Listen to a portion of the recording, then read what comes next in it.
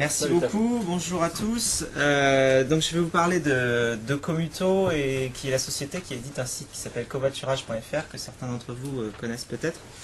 L'idée derrière le covoiturage, en fait, c'est de créer ce qu'on appelle maintenant, on va dire, du transport 2.0, dans le sens où le transport est fourni par les personnes elles-mêmes, c'est-à-dire qu'on est vraiment dans un service qui est créé par les gens et qui est fourni par les gens. Alors, je vais rappeler brièvement ce qu'est le covoiturage, parce que c'est toujours bien de recadrer les choses. Le covoiturage, c'est assez simple, c'est tout simplement le partage des frais entre des conducteurs et des passagers sur un même trajet. Donc ici, si on prend un cas où on a essence plus péage qui font 90 € et qu'il y a 3 passagers, ça fait 3 fois 30 €, donc ça fait des économies pour tout le monde. Les avantages, évidemment, c'est de réduire la quantité de CO2 émise par passager, enfin par personne dans la voiture. C'est moins de trafic sur les routes. C'est moins cher, on vient de le voir, on divise par 3 quand il y a 3 passagers. Et c'est aussi, alors ça c'est un peu la cerise sur le gâteau, mais qui fait que le système fonctionne, qui est l'aspect vie sociale et communautaire, qui fait qu'en fait on a remarqué que les gens commencent à faire du covoiturage pour des raisons économiques, pour faire des économies, et ils continuent à faire du covoiturage pour des raisons sociales, c'est-à-dire qu'ils rencontrent plein de gens sympas et ils continuent parce que voilà, ils trouvent que c'est mieux de faire la route, de passer 3 heures avec des personnes à discuter que de conduire tout seul. Alors, il y a 2 types de covoiturage. Il y a le covoiturage longue distance et le covoiturage domicile-travail. Très souvent, quand on parle de covoiturage, on a tendance à l'assimiler au domicile-travail, qui est une forme de covoiturage qui existe depuis longtemps, où les gens se sont arrangés entre eux pour venir ensemble le matin. Donc ça, c'est un covoiturage qui va être régulier, qui peut se passer 1, 2, 3, 5 fois par semaine, et entre des personnes qui se connaissent depuis longtemps, ou qui apprennent à se connaître, et sur des distances de l'ordre de 20 km. Alors les économies réalisées sur un covoiturage domicile-travail sont de l'ordre de 2000 € l'année, d'après les études de l'ADEME. Et ensuite, il y a l'autre type de covoiturage, qui est le covoiturage longue distance, et qui, lui, va porter sur des distances, on va dire, entre 200 et 500 km pour la grosse majorité. Où les gens vont pouvoir trouver des conducteurs, donc les passagers vont pouvoir trouver des conducteurs qui font des trajets de type Paris-Lille, Paris-Lyon, Rennes-Montpellier, on va dire. On a même eu un Brest, c'était Brest-Milan hier, on regardait ça fait 1700 km. Donc après, et les gens publient les villes de passage par lesquelles ils passent, et puis ensuite ça leur permet de prendre des passagers sur des sous-trajets. Donc c'est vraiment 2 types de covoiturage différents. Dans un cas, quand on fait du covoiturage domicile-travail, les économies sont réalisées généralement par l'alternance de véhicules. C'est-à-dire qu'une semaine sur 2, une personne va prendre son véhicule, et puis une semaine, quand ils sont 2 personnes à faire du covoiturage sur du domicile-travail, ils vont alterner l'utilisation de leur véhicule. Donc une semaine sur 2 sera la voiture de l'un, une semaine sur 2 la voiture de l'autre. Il n'y a pas d'échange d'argent, mais il y a des économies au bout, puisque on fait les économies d'essence et d'entretien de voiture. Et sur le covoiturage longue distance, c'est une transaction. C'est une relation courte en général, c'est-à-dire que vous n'allez pas forcément faire du covoiturage longue distance tout le temps avec la même personne, pour la bonne et simple raison que il y a une histoire de probabilité pour que la personne qui vous emmène à Lyon un jeudi soir fasse aussi le même trajet que vous dans 3 semaines. Enfin, il y a peu de chance, donc en fait les gens reviennent sur le site et puis trouvent d'autres personnes. C'est la raison pour laquelle tout l'aspect communautaire qu'on développe sur le site est si important, parce que justement, autant dans un covoiturage domicile-travail, la confiance est générée par le fait que les personnes se connaissent et se voient souvent, autant sur un site grand public, la confiance est générée par d'autres outils qui sont des outils communautaires. Donc, quand on regarde un peu covoiturage.fr, comment c'est fait, c'est tout simplement un moteur de recherche de trajet couplé à une communauté de confiance. Quand on me demande de résumer en quelques mots ce qu'est covoiturage.fr, je dis que c'est Opodo plus Facebook. C'est-à-dire que voilà, c'est un moteur de recherche de voyage et c'est une communauté derrière. Le service est vraiment fourni par les gens. Donc une fois qu'on a ça en tête, on le voit tout de suite. C'est-à-dire qu'on a effectivement le moteur de recherche, on a ensuite les résultats de recherche qui vous indique donc là c'est sur un petit trajet. Bon, vous avez donc des hommes et des femmes. Donc les conducteurs sont différenciés par des icônes. Vous avez le prix par passager. Alors là, on a pris une petite distance. Bon, d'habitude sur les longues distances, c'est des prix plus élevés évidemment. Vous avez le nombre de places disponibles. Vous avez la photo, quand la personne l'a mis, tout le monde ne met pas sa photo, mais bon, en fait, c'est un gros facteur de confiance de mettre sa photo parce que ça permet aux gens de se projeter et de voir la personne qu'ils vont rencontrer. Et puis ensuite, vous avez les options de véhicules. Donc il y a 1 étoile, 2 étoiles, 3 étoiles, 4 étoiles même, donc qui sont le confort de la voiture. C'est basique, normal, confortable ou luxe. Donc ça, c'est une donnée déclarative. Alors c'est assez marrant parce que les gens ont tendance à surévaluer le luxe de leur voiture parfois.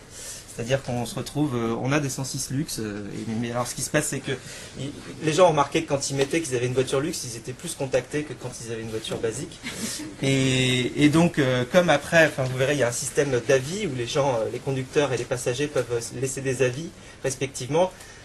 Généralement, ce sont les nouveaux qui mettent qu'ils ont une voiture au-dessus du luxe qu'ils ont, puisqu'ensuite, vous avez des avis qui vont laisser des commentaires comme par exemple, bon, Thierry est très sympa, par contre sa 106, je vous préviens, c'est pas une 106 luxe. Voilà. Donc les facteurs du succès, c'est toujours difficile de savoir pourquoi ça marche, mais en fait ce qu'on peut dire, c'est ce que nous on a fait pour que ça prenne. Donc on a beaucoup travaillé sur l'ergonomie, et puis aujourd'hui on a une très grande communauté. Alors il y a 500 000 membres aujourd'hui sur covoiturage.fr. Enfin, on regardera les statistiques tout à l'heure. L'aspect communautaire, on le voit quand on commence à rentrer dans le site, où vous allez avoir une fiche de conducteur, voilà à quoi ça ressemble. Donc vous avez le nom de la personne, son âge, vous avez ses numéros de téléphone. Quand il décide de les laisser en clair, on peut aussi les masquer et puis être contacté via un service de mise en relation téléphonique. Vous avez sa date d'inscription, la dernière visite, donc là il est venu aujourd'hui, le taux de réponse au message. Alors le taux de réponse au message, en fait, ça vous indique le taux de réactivité de la personne quand vous la contactez, parce qu'il y a une messagerie, comme sur Facebook en fait, c'est une messagerie interne. Et puis vous avez le nombre de trajets proposés. Vous pouvez voir les trajets sur une cartographie, puis vous avez toutes les petites préférences. Alors j'ai pas détaillé les petites préférences juste avant, mais ici c'est est-ce que vous acceptez les animaux ou non dans votre voiture. Ici, est-ce que vous écoutez de la musique? Ici, est-ce que vous fumez ou non en voiture? Ici, c'est une icône blabla qui est toujours intéressante. C'est est-ce que vous êtes prêt à discuter ou pas sur le trajet? On a eu pas mal de gens. Alors, ce qui est marrant, c'est qu'on a eu pas mal de gens qui nous disaient, oui, moi, je suis ouvert au covoiturage. Par contre, s'il faut que je parle pendant 3-4 heures, je ne sais pas si c'est vraiment ce que je recherche. Et donc, du coup, ils ont la possibilité de mettre blabla non. Mais en fait. Ouais, la pratique montre que très peu de gens mettent blabla non, parce que quand vous voyez une annonce avec blabla non, vous contactez juste pas la personne. Vous dites bon bah lui, ok, bah, il veut pas parler. Donc, et puis ensuite il y a une icône ici qui indique les détours ou pas. Est-ce que vous pouvez passer prendre la personne chez elle ou l'amener à sa destination. Donc ensuite il y a les avis. Et c'est sur ces avis que toute la confiance se crée sur la communauté. Puisque justement, comme on disait tout à l'heure, sur un covoiturage domicile-travail, vous connaissez la personne. Sur un covoiturage longue distance, a priori, vous allez vous fier du coup aux avis des gens qui ont déjà voyagé avec cette personne-là. Donc vous avez tous les commentaires. D'ailleurs, c'est Nicolas qu'on connaît bien parce que lui, il a dû faire, je crois qu'on a regardé, il a explosé tous les compteurs sur notre... Parce que là, on met 100 parce que c'est maximum 100. Et lui, il en a 950. En fait, il a laissé 950 avis à des personnes et il en a reçu 350. Et ça fait 1 an et demi qu'il est inscrit. Alors, en fait, il fait des trajets Paris-Lille très souvent. Et voilà. Et donc, bon, on a pris quelques commentaires sur cette personne-là. On a des milliers d'utilisateurs qui font du covoiturage plus de 100 fois par an. Donc ça devient addictif parce qu'en plus, pour les conducteurs surtout, une fois qu'ils ont commencé, ils ne peuvent plus s'arrêter. En fait, il suffit de faire un calcul assez simple. Si on prend un trajet longue distance de type Paris-Lyon, ça fait 500 km.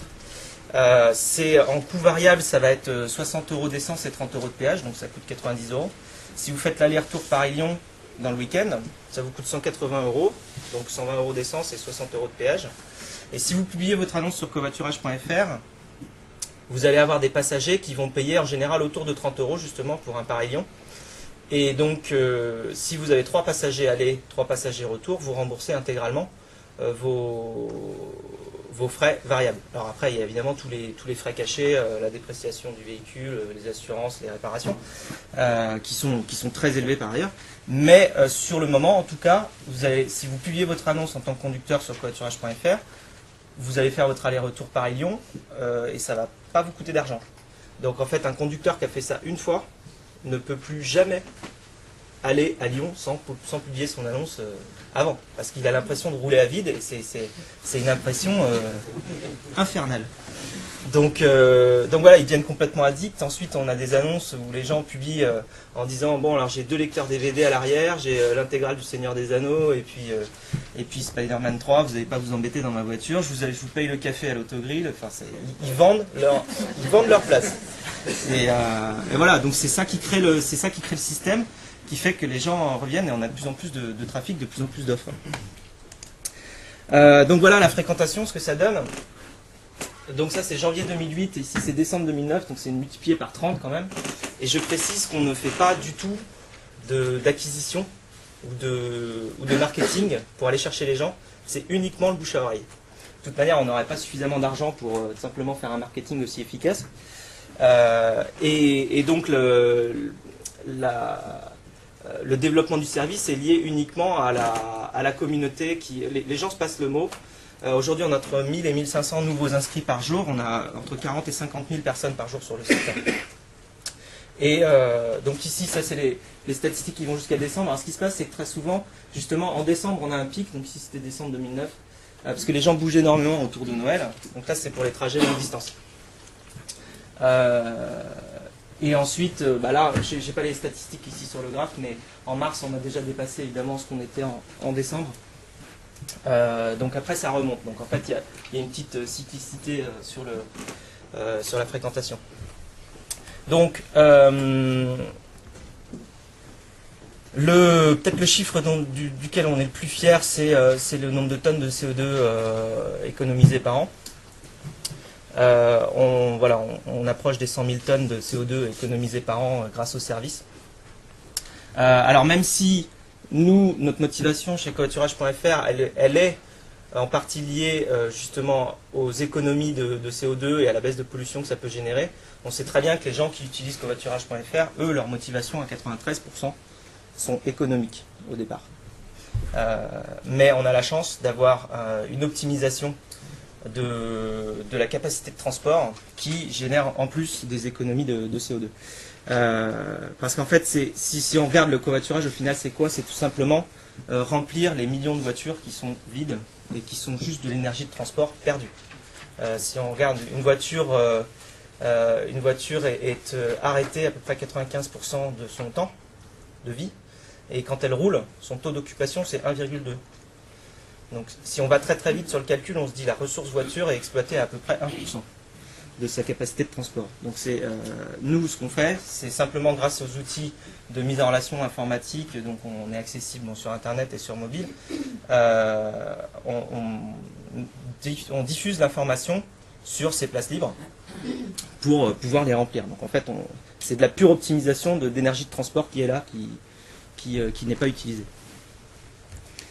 Je vais vous présenter un tout petit peu l'application iPhone qu'on a lancée au mois de décembre. Alors elle s'appelle Commuto. Et tout simplement on retrouve évidemment toutes les annonces du site et puis une ergonomie simplifiée. Donc vous allez pouvoir faire une recherche comme sur le site, avoir les résultats de recherche et puis ensuite voir la fiche contact. Donc ensuite, quand vous cliquez sur le numéro, ça appelle directement la personne, vous n'avez pas besoin de composer le numéro. Donc il y a 3 petits avantages comme ça qu'on a sur une application mobile qu'on n'a pas sur un site web. Il y a la géolocalisation qui vous permet d'indiquer directement le point de départ depuis l'endroit où vous vous situez, donc sans avoir à rentrer l'endroit. Il y a le click to call, donc là on clique et on appelle. Et puis il y a les push alertes, pour ceux qui ont un iPhone, vous voyez de quoi je parle, mais en gros c'est c'est des SMS, c'est des SMS qui passent pas vraiment par le même réseau, mais c'est l'équivalent de SMS sur des terminaux évolués. Et qui vont vous prévenir. Donc on s'en sert nous pour vous envoyer des alertes. Par exemple, quand vous avez recherché un trajet, je ne sais pas, Paris-Nantes le 26 mars, que vous avez trouvé des trajets, mais pas exactement celui qui vous convenait, vous pouvez créer une alerte. À ce moment-là, on va vous prévenir dès qu'il y a quelqu'un qui publie ce trajet-là. Alors, le meilleur cadeau, c'est le retour des gens qui ont installé l'appli. On a eu vraiment un très bon retour dès le début. Les 100 premiers commentaires étaient comme ça. C'était 5 étoiles, bravo, alléluia, merci, enfin, bonne initiative. Ça fait du bien quand on a travaillé pendant plusieurs mois sur un logiciel, de le lancer sur l'App Store en potentielle pâture à tous les gens qui vont le télécharger et d'avoir un bon retour comme ça. Donc on arrive à 100 000 téléchargements en 3 mois. Ce qui est pas mal en fait. Enfin, je ne sais pas si vous avez des métriques de téléchargement d'applications iPhone en tête, mais 100 000 téléchargements en 3 mois, c'est pas mal. Surtout que c'est que sur la France. Voilà, et ça vient compléter. Ce qui se passe, c'est que chaque jour, on a entre 3 et 4 000 personnes du coup qui utilisent l'appli sur leur téléphone. Donc on a même, et c'est le but, hein, on a un usage régulier de l'application. C'est pas juste du téléchargement, ils testent et puis ils s'en servent plus. C'est vraiment qu'ils s'en servent tous les jours. C'est gratuit. Ouais, c'est tout gratuit, on est comme ça. C'est quoi le modèle économique? J'y arrive, je crois que si vous avez 2-3 slides, on arrive au modèle économique juste après. Donc Commuto est disponible sur l'App Store depuis le 8 décembre, sur l'Android Market, donc le Android qui est l'OS de Google, depuis le 18 février, chez Orange sur le portail mobile depuis le 4 mars. BlackBerry bientôt, je dis ça parce que très souvent quand on a lancé l'appli iPhone, on avait des gens qui nous disaient je m'en fiche, j'ai un BlackBerry. Ouais, d'accord, on arrive sur BlackBerry aussi. Le truc c'est qu'après à chaque fois développer une application ça coûte cher, ça prend du temps. Donc on a commencé par l'iPhone et on arrive bientôt sur BlackBerry et sur Nokia aussi, parce que l'autre jour j'ai fait une présentation au mobile 2.0 et puis à la sortie Nokia est venu me voir en me disant il manque pas quelque chose sur votre roadmap. Donc on va être aussi sur Nokia bientôt. Voilà, donc et on a des partenaires pour ça, pour la réalisation, qui sont Faber Novel pour le design, Nemo Agency pour la déclinaison sur différentes plateformes, et puis on a été labellisé par le programme, par le portail Proxima Mobile. Je ne sais pas si vous avez entendu parler. C'est un appel à projet qui a été lancé l'été dernier par Nathalie Kosciusko-Morizet, où donc il y a eu 10 millions d'euros distribués sur 68 projets qui sont reconnus d'utilité générale et sur mobile. Donc on a été lauréat de ce programme-là et ça nous a aidé aussi à aller plus vite dans nos développements. Donc voilà comment ça se passe sur mobile. Ensuite sur le terrain, en plus on est à la Défense donc vous allez pouvoir le voir. Sur le terrain, on fait des zones de stationnement aux entrées-sorties d'autoroute avec des partenaires.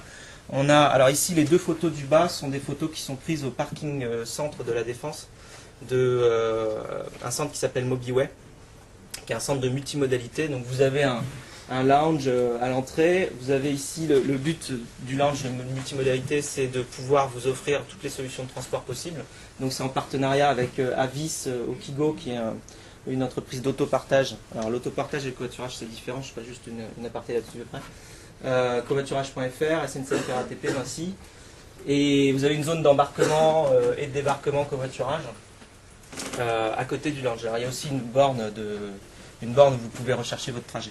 Donc voilà, on étend notre action aussi sur le terrain, on n'est pas uniquement virtuel, puisque de toute manière, toute la communauté est certes connectée par Internet, mais ça aboutit sur une action réelle et dans la vie de tous les jours. C'est-à-dire qu'on n'est pas un site complètement décorrélé de la réalité. Juste donc un petit mot sur l'autopartage et le covoiturage. L'autopartage, c'est du Vélib avec des voitures, pour simplifier. Enfin, c'est de la location courte durée. Alors généralement, le problème, c'est que vous prenez la voiture au même endroit que là où vous la ramenez. Et le covoiturage, donc voilà, je pense pense qu'à ce stade-là, j'espère que le covoiturage, c'est clair ce que c'est. C'est le partage des véhicules des particuliers. Nous, on ne possède aucune voiture. On fait que de la mise en relation. Donc ensuite, pour revenir au business model, covoiturage.fr étant entièrement gratuit et 1 million de fois 0 faisant 0, le modèle économique n'est pas là. Ce qui nous permet d'avoir un site grand public vitrine de cette qualité, c'est que nous vendons des plateformes de covoiturage en marque blanche aux entreprises qui souhaitent déployer le covoiturage généralement domicile-travail entre leurs employés. Et donc c'est une application de covoiturage qui va se retrouver sur l'intranet. Donc ça peut être soit pour les employés, soit pour les clients, soit pour des internautes. Enfin, on va le voir, j'ai quelques exemples ici. Donc par exemple, on a fait la plateforme de covoiturage pour la RATP. Donc c'est la plateforme de covoiturage qui est disponible sur l'intranet RATP. Où eh bien c'est un service de covoiturage qui est entièrement réservé aux employés, donc qui peuvent se retrouver entre eux. Donc il y a l'aspect confiance qui est très très fort justement, puisque on passe la barre de se dire qu'on va voyager avec quelqu'un qu'on n'a jamais rencontré. Oui, mais enfin c'est quelqu'un de la même société. Donc en fait il y a une barrière psychologique qui est franchie. Donc soit pour optimiser les trajets domicile-travail, comme c'est le cas ici pour la RATP, parce qu'en fait ils ont une problématique à laquelle on n'avait pas pensé avant qu'ils nous demandent une plateforme de covoiturage, c'est que c'est un peu toujours pareil, c'est les cordonniers les plus mal chaussés. La RATP, les gens qui ouvrent et qui ferment les lignes de métro ou de bus ne peuvent juste pas venir en transport en commun, puisque c'est eux qui ouvrent la ligne. Donc ils sont tous obligés de venir en voiture. Et donc en fait il y a plein de gens qui travaillent à la RATP et qui sont obligés de venir et repartir en voiture. D'où l'utilité d'une plateforme de covoiturage. Pour Castorama, où là c'est pareil pour optimiser les trajets domicile-travail. Donc on a répertorié la liste des 100 magasins Castorama. Ça a été lancé il y a 1 mois et demi à peu près. Et la RATP ça a été lancé il y a 6 mois. Pour Ikea, alors pour Ikea, le principe étant que là c'est pour les clients, avec l'idée que Ikea est à peu près le seul magasin pour lequel les citadins sortent de la ville, et que beaucoup de citadins n'ont pas de voiture, mais qu'il faut quand même transporter des meubles. Donc en fait le covoiturage trouve sa pertinence dans ce cas-là, et il y a aussi la possibilité de louer une camionnette Ikea à plusieurs. Ce qui permet notamment quand vous louez une camionnette, il faut la ramener. Et donc là, si vous êtes 2 personnes à louer, il y a une des 2 personnes qui n'a pas forcément besoin de retourner au magasin pour ramener la camionnette. Bon, et au-delà du fait que vous partagez aussi les coûts de location, qui sont je crois de 60 €, donc là ça vous coûte 30 € au lieu de 60 €. Alors ça peut être pour les internautes ou pour les assurés, ou enfin pour les clients toujours d'une entreprise. Donc nous on est partenaire de la Maïf, qui de par ses contrats assure directement plus que le covoiturage, c'est-à-dire que vous pouvez prêter le volant à quelqu'un qui fait du covoiturage avec vous. Ce qui n'est pas forcément le cas de toutes les assurances. Enfin, le covoiturage est couvert de toute manière par défaut par toutes les assurances. Depuis la loi Badinter qui oblige en fait les gens à avoir une protection routière et qui fait que tous les passagers d'une voiture sont couverts, dans la mesure où le conducteur a lui-même une assurance, mais bon, c'est un autre problème. Et bon, par contre, passer le volant à un passager, c'est pas forcément couvert par toutes les assurances. Et bon, une petite dernière vue des partenaires avec lesquels on travaille aujourd'hui. Le réseau se développe beaucoup aussi grâce, bien sûr, à tous les partenaires qui nous soutiennent de différentes manières, soit en achetant des plateformes de covoiturage, soit en ouvrant aussi au réseau et le trafic internet qu'ils ont, qui vient remplir toute la base de données de covoiturage, puisque en fait on met tout en commun. Puisque une des grosses valeurs du service, c'est justement la masse critique que vous pouvez récupérer en termes de nombre d'annonces. Donc on a un gros intérêt à tout mutualiser. Je précise que justement quand on déploie des plateformes de covoiturage en entreprise ou sur des sites internet, on est en mode ce qui s'appelle SaaS, c'est du Software as a Service, c'est-à-dire que tout le cœur logiciel est central et on fait des déclinaisons de design pour nos clients. Voilà. Je vous remercie beaucoup.